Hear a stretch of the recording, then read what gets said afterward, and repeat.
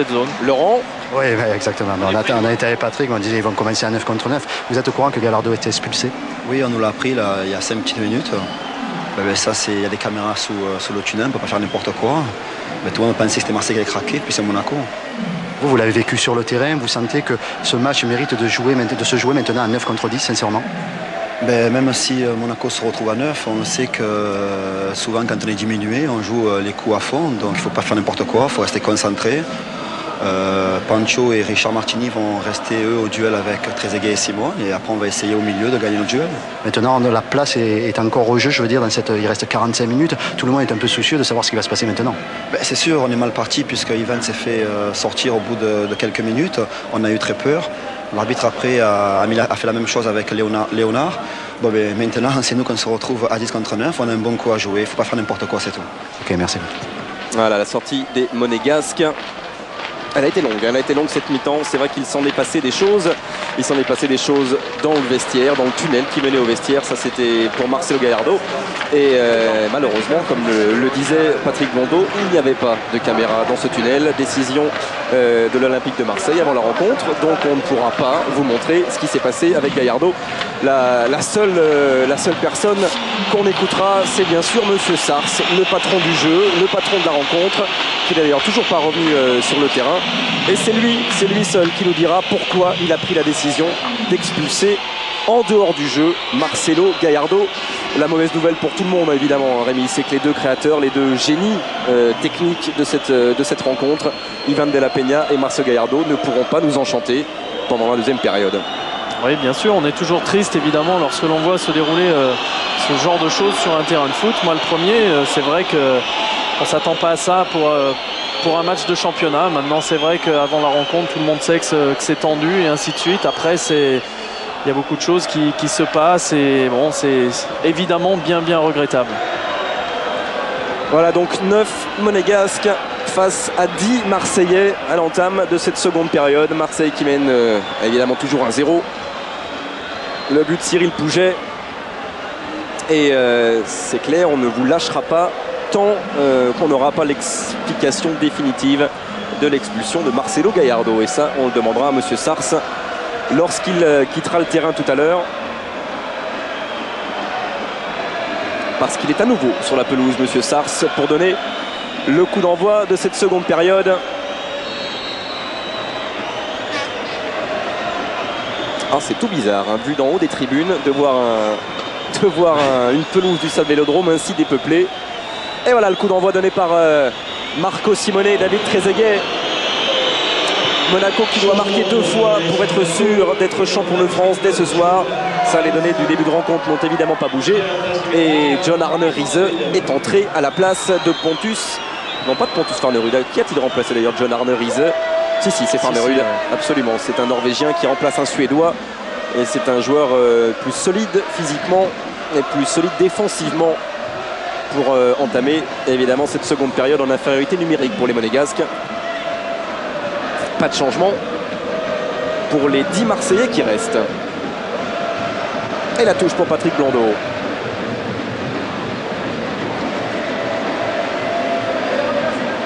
Pouget. Dacosta, Lamouchi. Sagnol. Je repense Rémi au mot de Jean-Luc Ettori pendant la pause. Ah, c'était presque émouvant ce que dit Jean-Luc Ettori. Et j'espère qu'il se trompait lorsqu'il disait qu'il avait, en tout cas le football qu'il avait connu était mort. Oui, je crois qu'il y a toujours eu, il ne faut pas non plus... Je comprends la grande déception de Jean-Luc Ettori et de tous les gens qui aiment le jeu pur. Il ne faut pas non plus penser qu'il y a quelques années en arrière, il n'y avait pas des matchs où il y avait des expulsions et des matchs tendus. Bon, c'est vrai que moins il y en a et plus on est content. Ce soir, malheureusement, ça ne fait pas partie des matchs qu'on gardera tous dans notre mémoire. Luxin, c'est un petit peu court vers Patrick Blondeau. Et Sagnol se bat pour récupérer. Et il n'y parviendra pas. L'avantage laissé par M. Sars. Dégageant le Franck Dumas.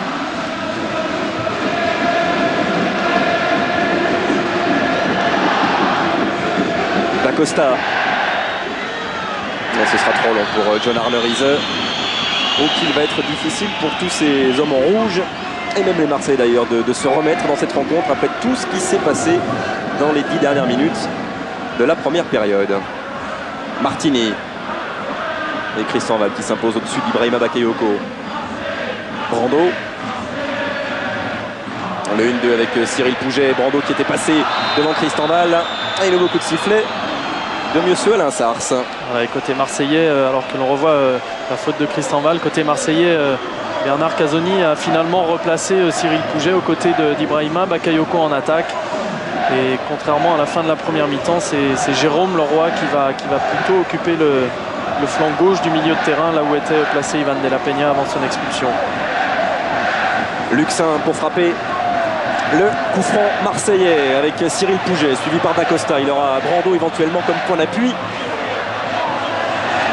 Et la touche en faveur de Monaco.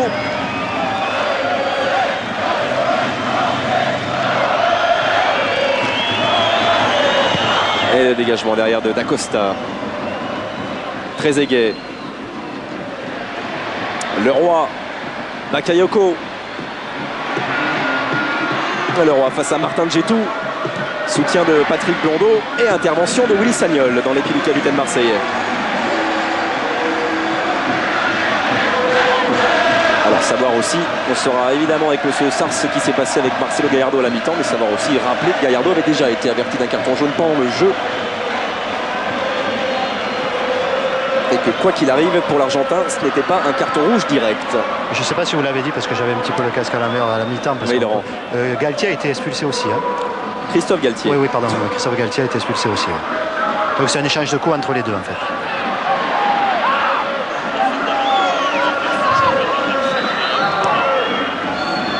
Dégagement de Fabien Barthez.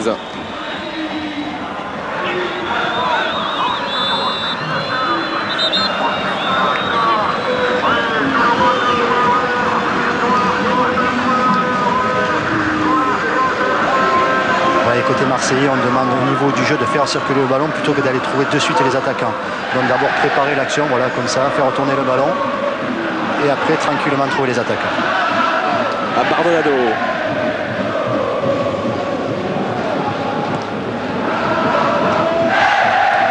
Tête de Dacosta. Luxin. Brando. Pouget. Il faudra l'intervention de Christian Val sur ce départ de Frédéric Brando côté droit.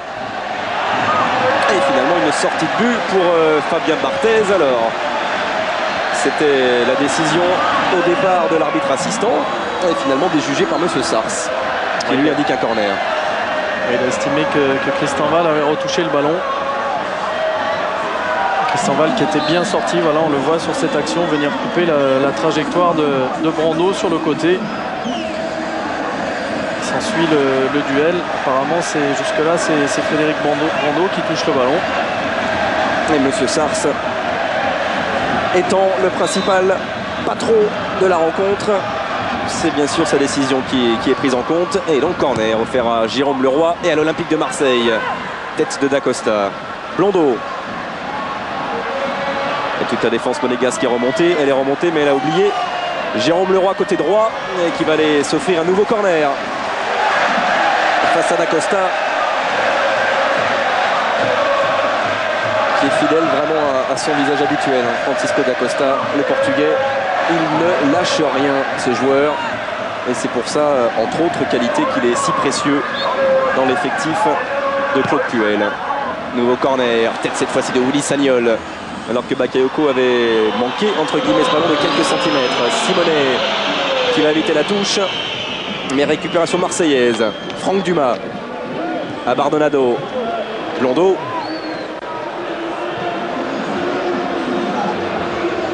Et vous parliez de Dacosta. Grégoire, c'est lui avec Martin Djetou qui a remporté le plus de duels côté monégasque depuis le début de cette rencontre.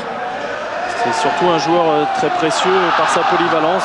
On l'avait vu côté droit de la défense plusieurs fois du côté monégasque. Aujourd'hui, c'est à gauche. Et Cyril Pouget s'est échappé côté gauche. Centre sur la poitrine de Christian Val.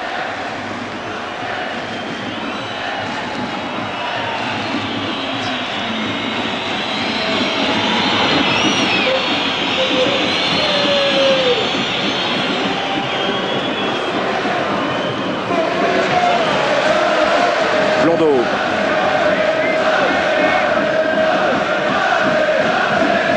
Leroy.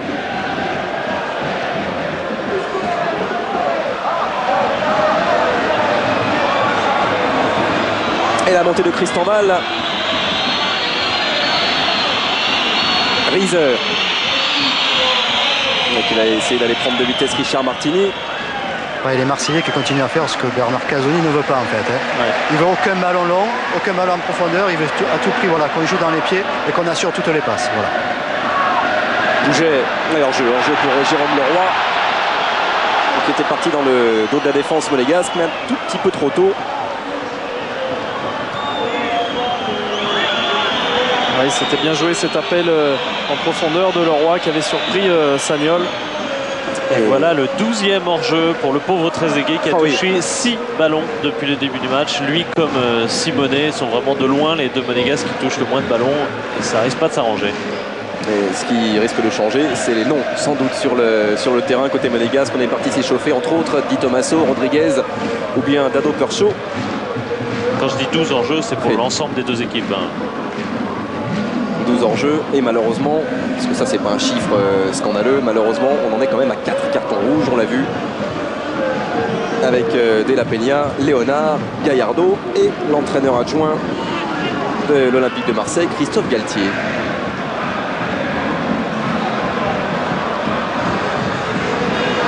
Franck Dumas. Luxin. Et les passes arrivent évidemment parce qu'il y a beaucoup d'espace de tous les côtés. Bakayoko face à Christenval. Il a le deuxième but au bout du pied. Ibrahima Bakayoko. Et le break réalisé par l'Ivoirien en faveur de l'Olympique de Marseille. Dès le début de cette seconde période, Marseille 2, Monaco 0. Il a fait un très très bon mouvement Bakayoko, on va le voir dans sa course croisée, ce bon ballon de Leroy. Et Bakayoko qui vient dans un premier temps cette course croisée et puis éliminer Christenval par un petit pont et assurer ensuite entre les jambes de Fabien Barthez. Voilà, on revoit la fin de l'action, le petit pont sur Christenval, accélération derrière et puis Fabien Barthez qui est sorti comme en première mi-temps, mais cette fois-ci c'est vraiment entre les jambes que le gardien monégasque encaisse ce but. 54e minute, Marseille mène 2-0. Et la première chose que demande Bernard Casoni, c'est de verrouiller Trezeguet et Simonet devant. Donc individuel toujours en permanence et surtout de verrouiller les deux joueurs et après de faire tourner le ballon. Et voilà, Laurent, le 6e but d'Ibrahim Bakayoko cette saison pour Marseille. Il était d'ailleurs le dernier buteur en date de l'OM du côté de Strasbourg. D'un OM qui ne marquait plus depuis plusieurs journées. Et qui ce soir, pour l'instant, grâce à Cyril Pouget et Ibrahima Bakayoko à l'instant, vient de faire le break face à Monaco. Sagnol, tranquillement jusqu'à Fabien Barthez. Et le dégagement de Barthez va trouver directement son ancien coéquipier monégasque, Franck Dumas. Qui est l'homme qui a le plus joué, évidemment, de tous les anciens monégasques de matchs sous les couleurs de l'ASM. 222 matchs pour Dumas. Et là, John Armerize a réalisé un dribble extérieur un petit peu long face à Frédéric Brando. Juste une petite remarque sur l'amélioration tangible du classement des buteurs marseillais encore en activité. Vous avez cette statistique, voilà. Avec tous les départs, disons que et les blessures, les deux meilleurs buteurs en activité, Bakayoko et Pouget, 6 et 4 buts respectivement. Et oui, mais ceux-ci sont importants. Ceux-ci sont importants. C'est vrai que c'est loin si on compare ces chiffres avec la réussite du duo Simonet-Trezeguet. 59% des buts monégasques. Et 34 buts sur 59. Mais 34 buts à eux deux, Simonet-Trezeguet et carton jaune. On a frappé un petit peu rapidement ce coup franc pour la Mouchi. On va revenir au départ de l'action. Carton jaune pour Patrick Blondeau pour cette faute sur Willy Sagnol. Il est en retard, Patrick Blondeau. Et la décision de M. Sars est justifiée.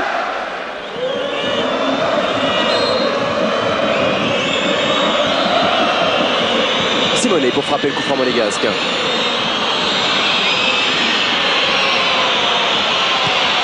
Il est bien travaillé, il avait la tête de la Mouchi derrière celle de John Arne Riese tête piquée du Norvégien qui passe à quelques centimètres du cadre marseillais. Oui, une grosse occasion pour les Monégasques sur ce coup de pied arrêté. Effectivement, tout le monde est lobé, sauf Riese qui arrive au deuxième poteau, qui pique sa tête, mais le rebond est trop important pour que ce soit cadré. Et Christophe Galtier, en blanc au centre, a rejoint les tribunes, lui qui est, depuis la pause, privé de banc, expulsé par M. Sars.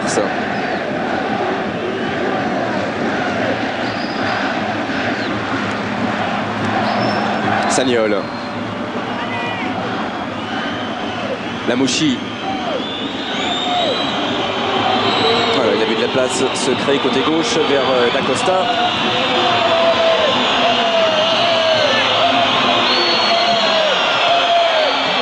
Simonet.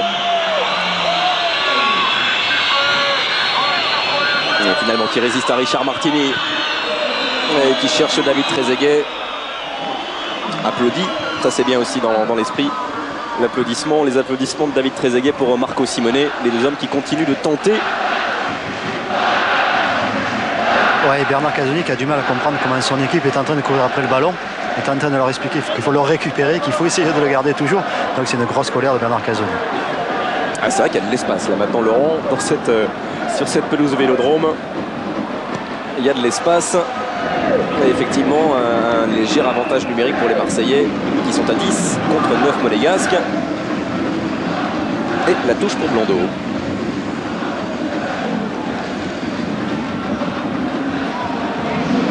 Lamouchi. Directement vers Peter Luxin qui efface Marco Simonet à droite via le départ de Morando. Il y avait aussi Bakayoko, interception d'Acosta. Simonet à nouveau. Cette fois-ci, David Trezeguet n'est pas en position de hors-jeu. Cette fois-ci, il va pouvoir récupérer la passe de son coéquipier italien. Riese, bien seul, le Norvégien, le centre en retrait, repris par Abardonado. On relance avec Brando. Et finalement, Franck Dumas. Tristan Val. Simonet. Dacosta.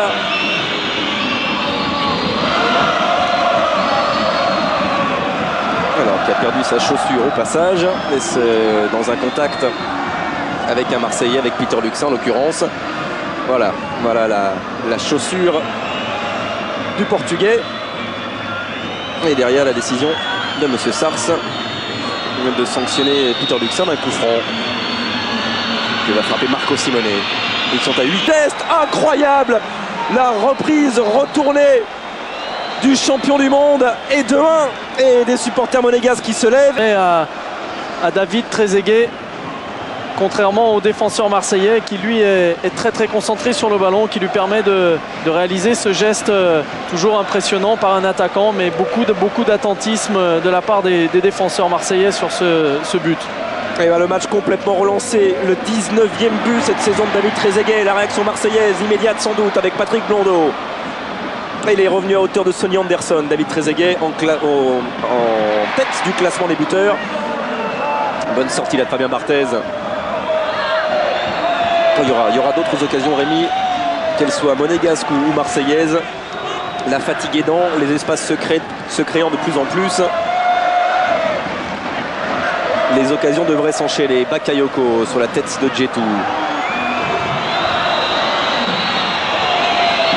David Trezeguet, déjà d'ailleurs champion avec Monaco en 97, même s'il n'avait joué que 5 matchs. Là encore, il n'est pas en position de hors-jeu. Sortie de Porato. Et des Marseillais qui n'arrivent effectivement pas à tenir le ballon et à construire leurs attaques patiemment, ce qui énerve passablement Bernard Casoni sur le banc de touche. C'est vrai qu'en supériorité numérique, les Marseillais auraient intérêt à assurer leur jeu collectif. Sagnol. Là non plus, il n'y a pas de hors-jeu ni pour Riese ni pour Trezeguet. Il est obligé de sortir de sa surface de réparation, Stéphane Porato, et il le fait bien d'un coup de tête précis. Brando. Leroy. Ouais, Greg, je suis justement à côté de Stéphane Trévisan. Stéphane Trévisan, comment vous expliquez que votre équipe à 2-0 est un peu perdue le fil de la rencontre? Tout simplement parce qu'on a refusé de jouer. Au lieu de faire tourner le ballon, de les faire courir, ils sont un de moins. On a un joueur en supériorité, à nous de le trouver et puis grâce à lui, de trouver des espaces pour profiter de cette supériorité numérique, justement. Justement, vous qui connaissez bien vos joueurs, est-ce que mentalement, ça va être difficile maintenant à 2-1?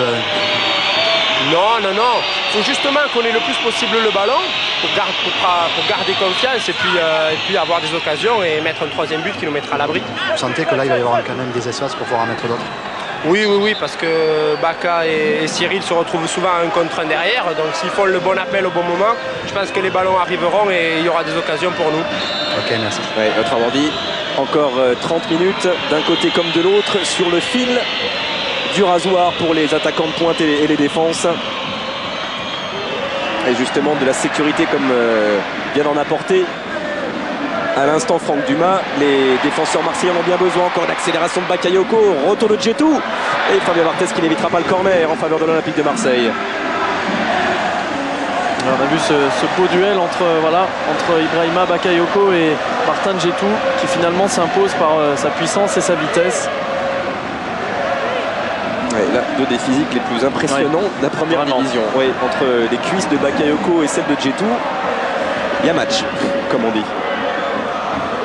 Le Roi pour le corner marseillais au second poteau. Bonne sortie de Fabien Barthez et tout de suite la relance vers David Trezeguet. Repris par Franck Dumas et qui va continuer. Allez, hors-jeu pour Cyril Pouget. Je regardais les statistiques de David Trezeguet, ça m'impressionne toujours. 9 ballons touchés, dont 3 ballons dans le rond central pour engager. Un ballon dans la surface, un tir, c'est un but. Et on va le revoir, parce qu'il vous a entendu, Jean-Paul Jaud, il vous a entendu ce dégagement, pas assuré par Abardonado qui se gêne avec Franck Dumas. Et derrière, l'anticipation, le coup d'œil et la qualité du geste, signé Trezeguet. Luxin et la montée de Patrick Blondeau face à Martin Djetou. Il va y avoir un nouveau redoublement avec Jérôme Leroy.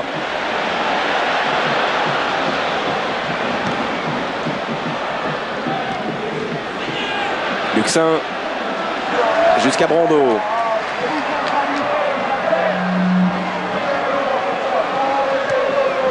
Pouget et l'effort de John Arne Riese.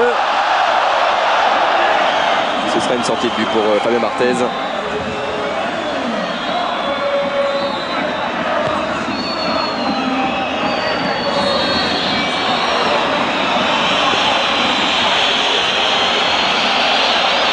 Qui a quitté largement sa surface de réparation. A-t-il eu raison? Ça va peut-être se transformer en passe décisive pour David Trezeguet. Elle était belle. La frappe de Trezeguet, c'est pas terminé. Simonet à son tour qui tente une reprise acrobatique, l'Italien. Oui, c'est une mauvaise coordination entre les déplacements de Franck Dumas et Richard Martini qui est à l'origine de cette liberté dans le jeu qu'ont accordé les Marseillais à David Trezeguet. Franck Dumas est monté pour s'aligner. Quant à Richard Martini, il a fait l'inverse, ce qui a permis à Trezeguet de se retrouver en bonne position. Qu'il est fort quand même, Fabien Barthez, de sentir à ce moment-là du jeu qu'il peut monter, qu'il peut quitter sa surface et qu'il peut presque se transformer en joueur de champ. Ouais, mais en fait, Rémi Grégoire, il y a quand même une chose à constater, c'est que je crois que les Marseillais ont peut-être intérêt à faire de l'individuel sur Trezeguet et Simonet et de mettre Dumas en couverture. C'est vrai qu'il essaie de ce que demandait un peu Bernard Casoni, mais c'est vrai que si ils font de la zone et qu'ils lâchent le marquage sur les ballons en profondeur, ils peuvent se faire avoir à n'importe quel moment. Moi, je ne suis pas entraîneur, je fais juste une constatation, mais c'est vrai qu'ils prennent quand même pas mal de risques à 10 contre 11. Quoi. On a vu pendant ce temps, Laurent, un gros plan de tribune qui ferait rêver pas mal de présidents. Avec Pérez, Pires, Maurice, Oudalma.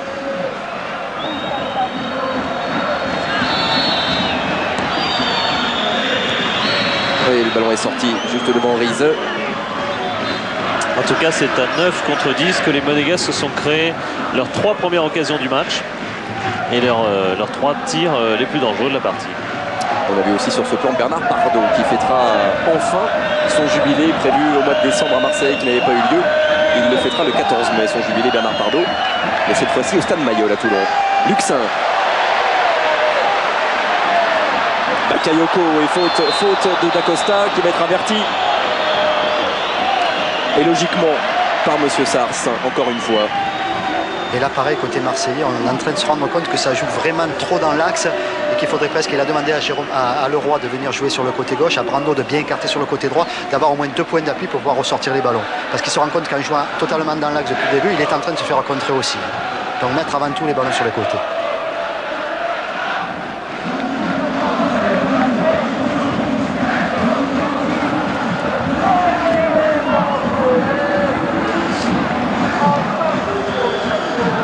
Voilà, intervention et arrivée de la civière pour Peter Luxin qui devrait heureusement se relever. Oui, qui effectue là un très beau passement de jambes, pardon. La tête toujours haute pour voir ce qui se passe dans le jeu. Il ne regarde jamais le ballon. À aucun moment, Peter Luxin, sur ses 25 mètres de course, n'a regardé le ballon. Oui, c'est ce qui est caractéristique d'un joueur technique à la limite, puisque le but du jeu, c'est quand même de conduire le ballon sans le regarder pour avoir le maximum d'informations sur ce qui se passe autour. Mais c'est la preuve, même si on n'a plus besoin de preuve en ce qui concerne Peter Luxin, que le milieu de terrain marseillais est bourré de talent. La touche que n'a pas pu éviter Frédéric Brando. Ballon pour les Monégasques. Philippe Cristambal. Luxin, lui, est de retour sur la pelouse. À nouveau 10 Marseillais contre 9 Monégasques. Lamouchi. Simonet, 2 contre 3. Simonet avec Trezeguet. Frappe de Marco Simonet. Et elle oblige Stéphane Porato à se coucher pour une bonne prise de balle. Leroy. Et intervention de Cristambal devant Cyril Pouget. Et l'avantage laissé à Bardolado pour la relance marseillaise. Trezeguet était en position de hors-jeu. Brando. Bakayoko. La récupération Cristambal. Lamouchi.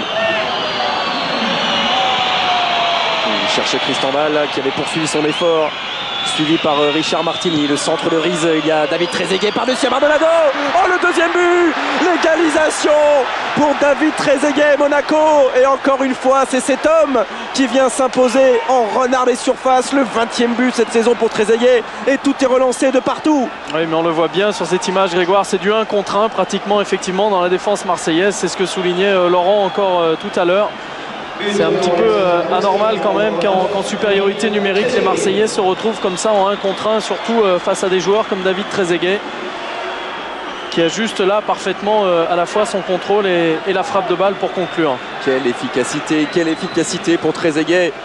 Et ça va nous permettre de faire le point sur les différents scénarios de Monaco dans cette rencontre, parce que Monaco, battu de 0, pouvait encore être champion si Lyon demain perdait au Havre et si le Paris Saint-Germain ne gagnait pas à Saint-Etienne. Mais maintenant, avec ce match nul, Monaco est champion si Lyon au Havre et Paris Saint-Germain à Saint-Etienne ne gagnent pas, ce qui est possible. En tout cas, Monaco n'est pas encore, on l'a dit en début de rencontre, assuré d'être champion. Mais il ne manque plus qu'un but maintenant, Monégasque. Ils ont 20 minutes maintenant pour l'inscrire et ils dominent actuellement. Et c'est clair que ces 2 buts de Trezeguet ont fait mal aux Marseillais. Sagnol.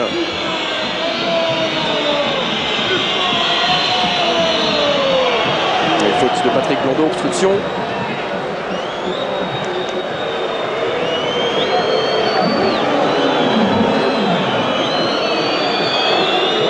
C'est assez spectaculaire, mais c'est pas du tout volontaire de la part de Patrick Blondeau qui a les bras assez hauts en équilibre pour se maintenir en équilibre et qui vient heurter le visage de Sagnol qui d'ailleurs se relève.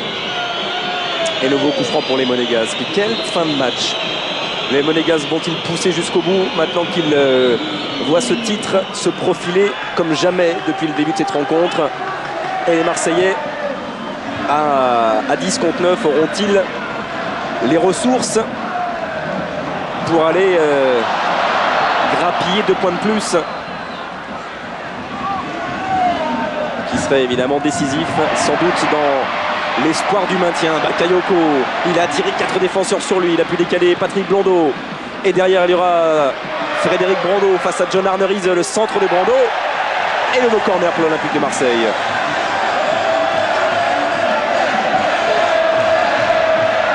Et vous attendez encore quelques minutes, bien sûr, pour donner, comme d'habitude, une note à cette rencontre. Ce sera dur d'éviter et d'oublier ces cartons rouges. Mais bon, quand même, on voit une rencontre maintenant très ouverte. Et vous pouvez voter comme d'habitude sur le site web de Canal ou bien par Minitel. Trezeguet.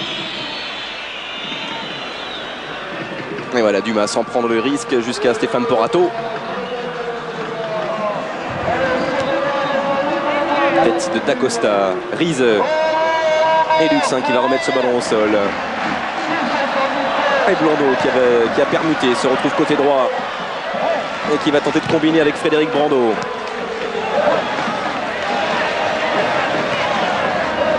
Brando. Tête de Bakayoko, Jérôme Leroy au second poteau, va se retrouver face à Martin Djetou. Bonne intervention de Martin Djetou. Et finalement faute de Jérôme Leroy, que c'est difficile de contenir un monstre physique comme l'est Martin Djetou. Alors on voit la déviation de la tête intelligente de Bakayoko qui sait que Leroy est dans son dos. Elle est un petit peu trop longue pour mettre son coéquipier dans de bonnes dispositions, mais l'intention était bonne. Riese directement sur Frédéric Brando. Et le départ de Cyril Pouget dans le dos de Dacosta. Et il va obliger Fabien Barthez à quitter ses 6 mètres. Tristan Val. Lamouchi. Il a résisté à Bakayoko, il avait aussi résisté à Peter Luxin, Sabri Lamouchi. Et côté marseillais, il y a Moses qui va faire sa rentrée. Mais pour le moment, Bernard Casoni hésite pour le joueur qui va faire sortir. Ouais, est-ce que ce sera poste pour poste ou Cyril Pouget ou Bakayoko? Peut-être qu'il hésite, je crois, à faire sortir peut-être un défensif pour faire entrer un attaquant de plus. Donc je crois que c'est ça l'hésitation. Tête de Franck Dumas, Brando, Dacosta, Simonet, Lamouchi derrière lui. Ils tiennent le ballon, ils tiennent techniquement le ballon actuellement, les Monégasques. Et la bonne intervention de la défense marseillaise. Cyril Pouget. Voilà, il avait vu le départ de Bakayoko, mais surtout celui de Jérôme Leroy qui offre beaucoup de solutions à ses coéquipiers en ce moment. Activité incessante pour l'ancien parisien et hors jeu pour Bakayoko. C'est vrai que les espaces que l'on voit de par l'infériorité, de par les expulsions des joueurs qui ne sont plus là, les espaces créés à cette occasion profitent généralement aux équipes qui techniquement maîtrisent le mieux le sujet. Et c'est un petit peu ce qui se passe à l'heure actuelle. Monaco, quand on connaît le jeu collectif et la qualité technique, permettent à cette équipe de Monégasque de garder le ballon plus souvent.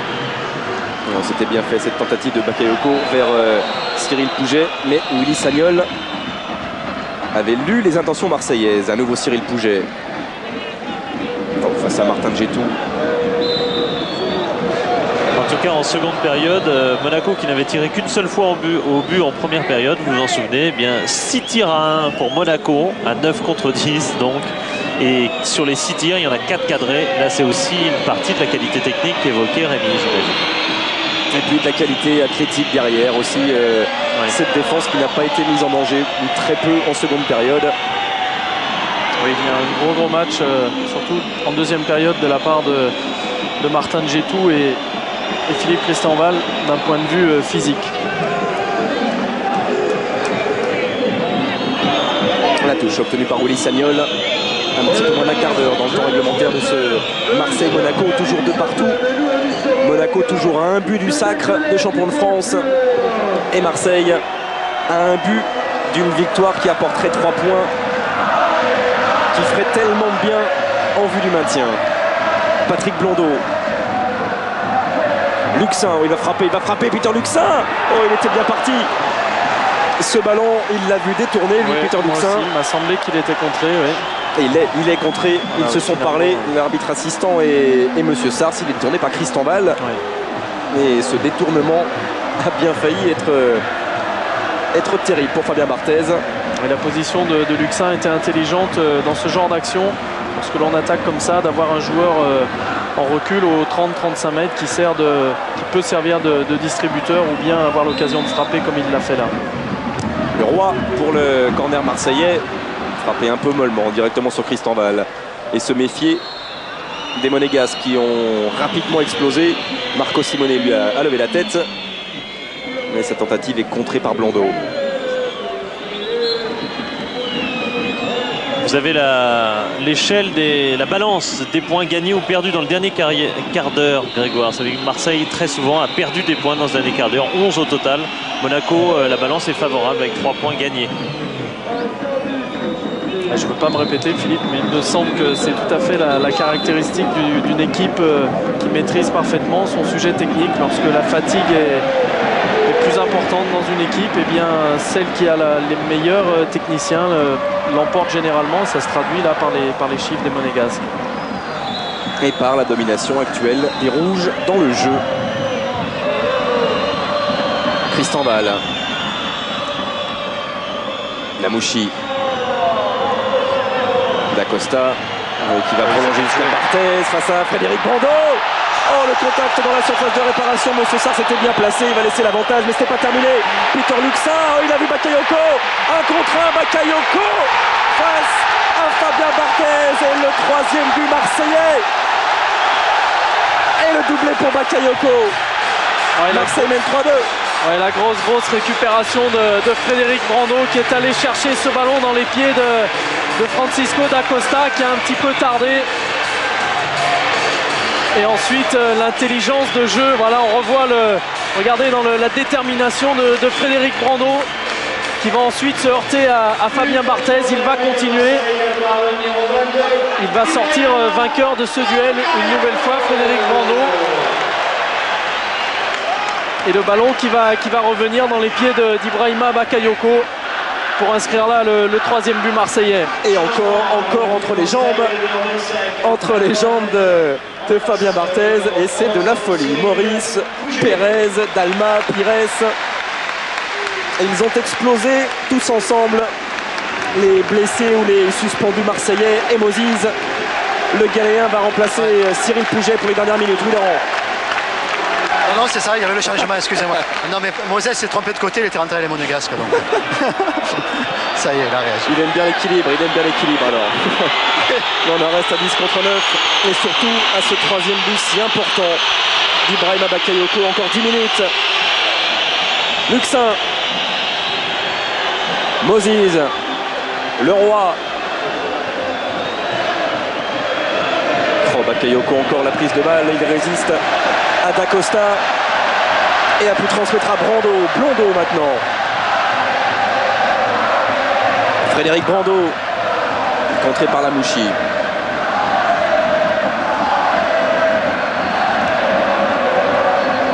Luxin.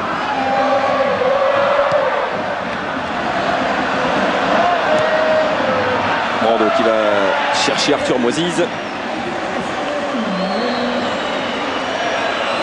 Alors on revoit le beau geste technique d'Ibrahima Bakayoko qui ouvre bien son pied pour venir battre Fabien Barthez. Et la joie de Stéphane Porato évidemment. De l'autre côté, à l'autre bout du terrain, Frédéric Brando. Et faute de Lamouchi. Ouais, Greg, je suis avec Cyril Pouget. Cyril, quand on a mis 2-0 dans une rencontre comme ça, est-ce qu'à 3-2 on continue à être méfiant? Bien sûr qu'on est méfiant parce qu'on a très mal géré la situation à 2-0. Et tant que le match n'est pas terminé, il faudra se méfier de ces Monégasques qui ont fait une super deuxième mi-temps en étant un joueur de moins. Vous pensez qu'il y a eu un problème tactique? Qu'est-ce qui s'est passé exactement sur le terrain? Oh, Bakayoko! Oh, pas de faute, excusez-moi. Je ne sais pas si c'est un problème tactique, mais les Monégasques ont bien joué le coup. Ils ont laissé le seul Trezeguet en pointe. Ils ont joué de longs ballons sur lui et il a mis 2 beaux buts. Je pense qu'on a très mal géré la situation, je ne sais pas pourquoi. Il faudra faire attention la prochaine fois. Ok, merci. Lamouchi, et c'est parti de l'autre côté. Avec Sabri Lamouchi, il est rappelé jusqu'au bout pour centrer. Bonne prise de balle de Porato qui avait bien bouché l'angle.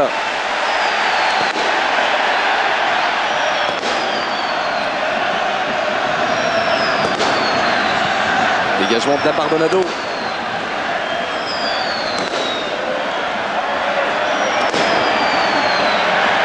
Et Barthez obligé d'hésiter parce qu'il n'avait pas beaucoup de solutions pour sa relance.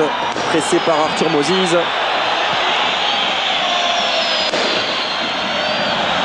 Et sortie de Porato juste devant Willy Sagnol avec Jérôme Leroy.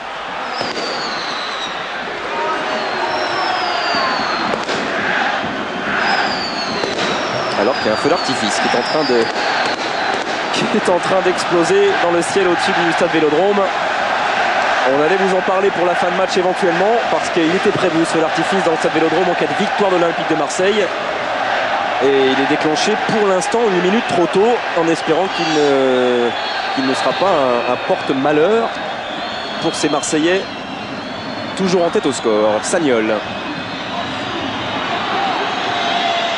Parce que malheureusement, ce genre de choses arrive assez régulièrement. Tête de Riese.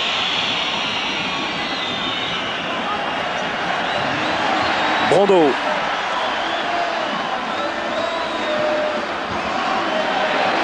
Et encore un effort, il est obligé de courber les chines. Ibrahima Bakayoko, il aura couru pendant 83 minutes. Et cette fois-ci... Côté monégasque, oui, Perchaud qui va rentrer à la place de Trezeguet. Voilà, un changement classique côté monégasque. L'entrée de Dado Perchaud à la place du double buteur du jour. Maintenant à 20 buts. David Trezeguet. Mais il reste 7 minutes dans cette rencontre. Les Marseillais qui vont peut-être nous faire mentir sur les statistiques que nous avons données tout à l'heure sur les points gagnés dans le dernier quart d'heure. Perso, Sagnol.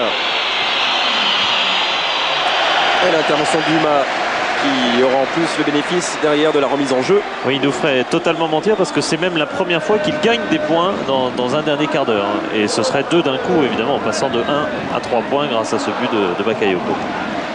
Mais je pense que si on leur avait donné le choix de choisir le match où il fallait gagner des points dans un quart d'heure, je suis sûr qu'ils auraient tous choisi celui-là. Une remarque aussi, seules 2 équipes jusqu'ici avaient mis 3 buts aux futurs champions de France. C'était Bordeaux et Strasbourg, à chaque fois 3-2.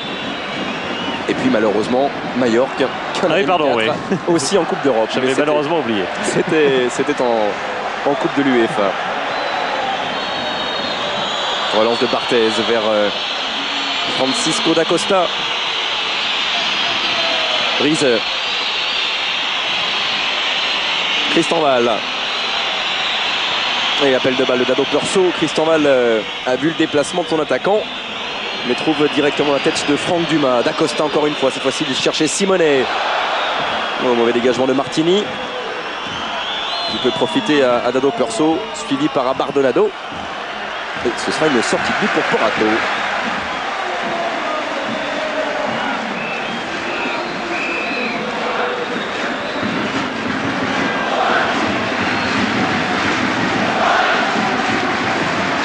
Il y a de la fatigue, hein. Il y a de la fatigue quand on regarde ces grands plans, Rémi, de la fatigue sur le visage de Franck Dumas, de la fatigue dans l'expression d'Abardonado. Oui, parce qu'il y a non seulement de la fatigue physique, mais il y a la fatigue nerveuse et mentale d'un match éprouvant pour les joueurs. Ouais. L'intervention de Frédéric Brando sur Sabri Lamouchi, en cédant au départ de la main. Et coup franc pour Monaco. Il était beau aussi ce geste de Marco Simonet. Voilà la mimine de Frédéric Brando.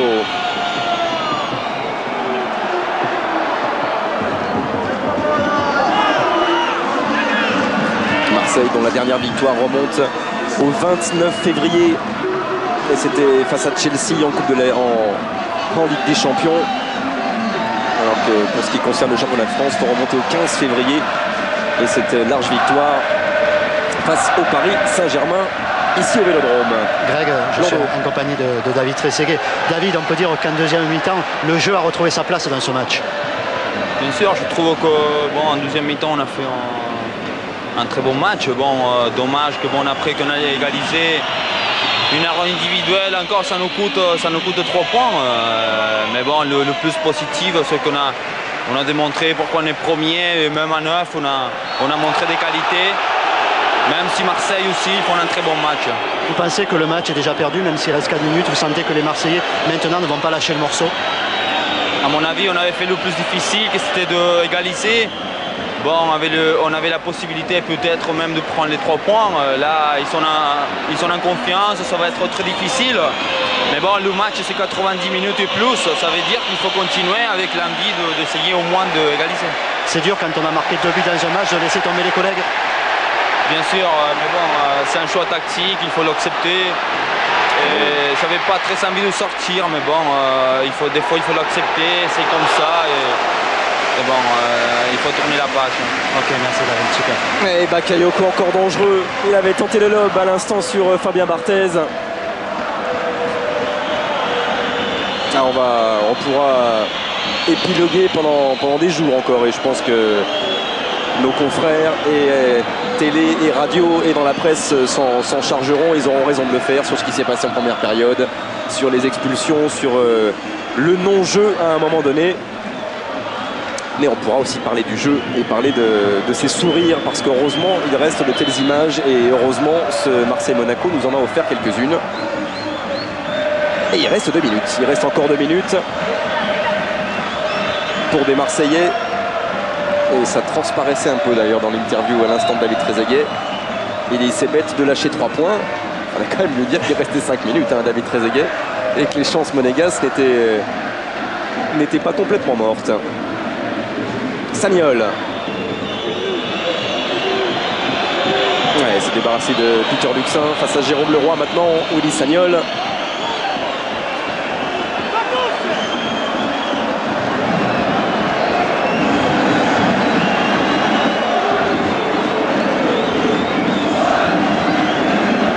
C'est beau, Jean-Paul, un ballon qui roule. C'est très très beau. Ah oui, il y avait des joueurs. Et des papiers.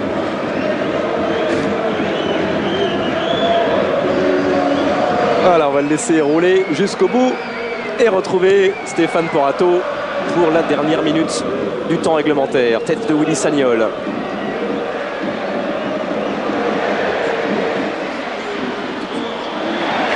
Leroy. Moses. 4 buts à 2. Elle est magnifique, cette frappe de Frédéric Brando. Oui, c'est vrai, c'est lui qui avait été à l'origine de la récupération de balle du 3e but. Et puis là, il se trouve à la conclusion d'un beau mouvement collectif marseillais. Frédéric Brando qui va récupérer le ballon à une trentaine de mètres de son but. Il jette un coup d'œil derrière pour voir s'il est seul. Il a le temps d'armer sa frappe. Et là, elle est pure, elle est parfaite. Fabien Barthez, un petit peu gêné au départ. Il ne voit pas exactement quand le ballon va partir. Par contre, on voit l'équilibre parfait dans la frappe de Frédéric Brando.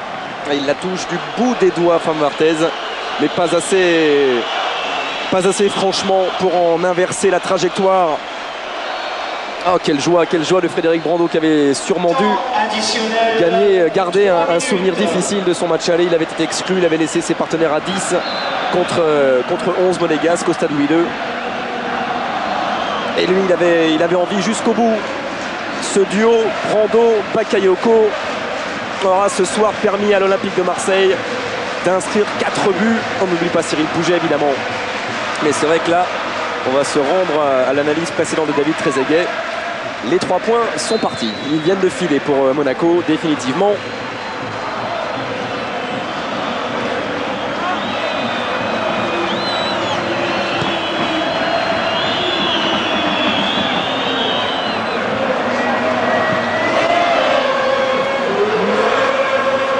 Blondeau.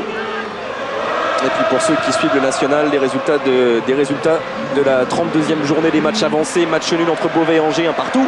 Et victoire de Pau, 2-1 face au Red Star, qui aura quand même connu bien des malheurs en l'espace d'une semaine avec son élimination en Coupe de la Ligue face à Guignon. Et cette nouvelle défaite en championnat national sur le terrain de Pau.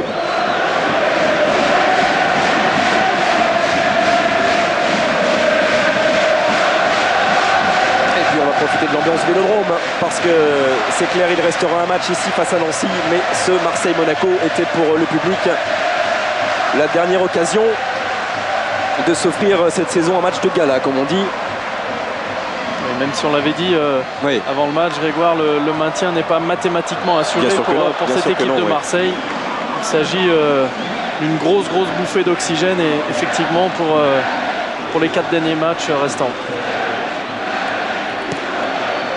Les 4 derniers matchs, on les connaît. C'est un déplacement à Nantes, c'est encore un déplacement à Auxerre, ce sera la réception de Nancy, et puis lors de la dernière journée, un déplacement au stade Émile Albo à Sedan. On vous rappelle bien sûr que les 2 dernières journées seront pratiquement comme chaque saison des multiplex sur antenne de Canal. Et on vous rappelle aussi que la semaine prochaine, c'est un match aussi à tension, comme on dit, et on espère qu'on verra du jeu et uniquement du jeu ce soir-là du côté de Gerland, vendredi prochain entre Lyon et Saint-Etienne. Marco Simonet pour le dernier coup franc de cette rencontre en faveur de Monaco. C'est repoussé par Franck Dumas. Nouvelle tête de Lamouchi. Centre de Christenval, dégagement de Martini.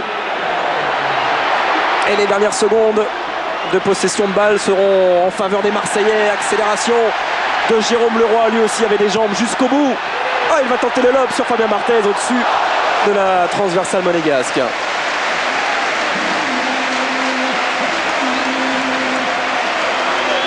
Je ne suis pas sûr que Fabien Marthez n'ait pas appâté pratiquement Jérôme Leroy sur ce coup-là, car le gardien monégasque revenait dans son but. C'est terminé sur cette victoire.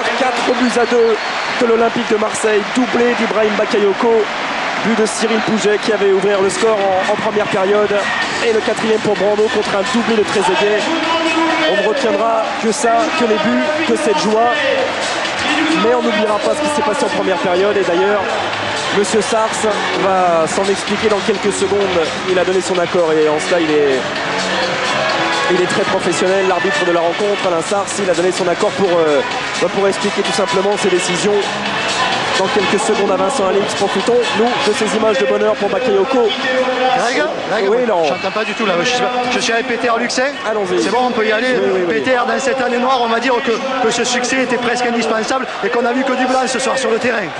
Ah mais c'est sûr, on va livrer 5 derniers matchs épouvantables pour nous, mais qui peuvent bien se réaliser. Donc maintenant ça va être à nous de bien gérer les matchs comme on a pu le faire ce soir. C'est vrai qu'il y a eu un point noir aujourd'hui, ça a été les expéditions, mais bon, je pense qu'il y a eu quand même un beau spectacle. Victoire ce soir avant tout sur Monaco ou sur vous-même? Sur les deux, même si on sait que Monaco est champion, même à 9, ils nous ont quand même donné du fil à retordre. Donc c'était le champion contre une équipe qui se battait pour ne pas descendre. Et je pense qu'on a bien réalisé ce match. La mobilisation générale ce soir, est-ce qu'elle vous a poussé aussi à la victoire quand vous étiez 2-2? Ah oui, parce que bon, on menait 2-0. Et ils sont revenus à 2-2, donc on savait qu'on laissait passer une chance de bien revenir. Donc on a poussé, il y a le public qui nous a poussé, donc on est content. Merci. Ouais, le public a poussé. Et nous on revoit les 2 buts de David Trezeguet et les réponses d'Ibrahima Bakayoko. Et surtout cette superbe frappe de Frédéric Brando, qui restera comme peut-être certainement le plus beau geste technique de la soirée, tant la frappe du Marseillais est pure. Ouais, il est magnifique ce but de Frédéric Brando.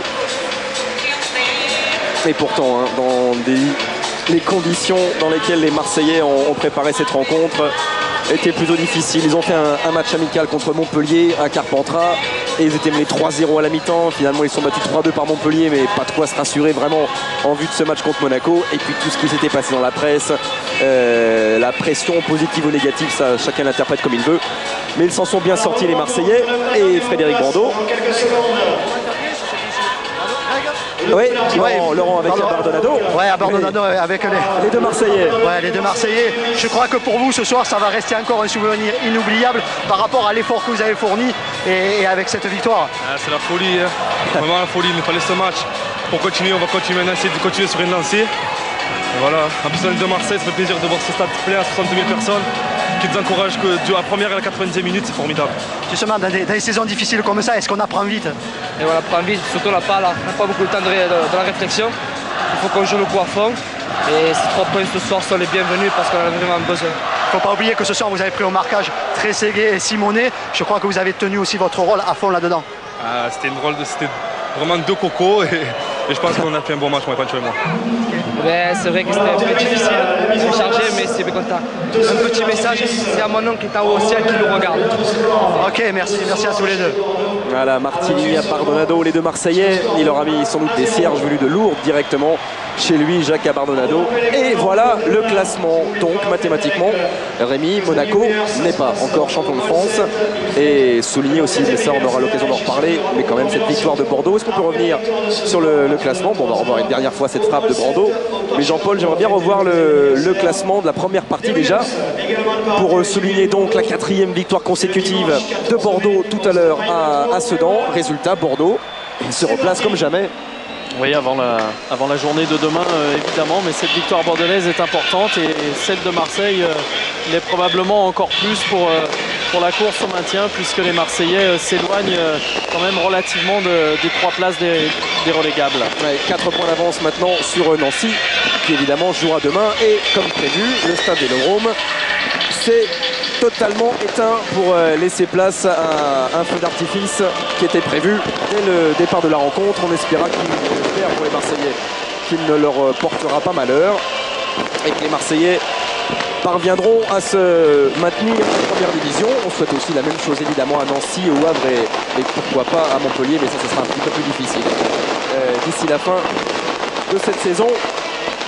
Alors, est-ce qu'il y a des caméras dans les vestiaires qui éventuellement peuvent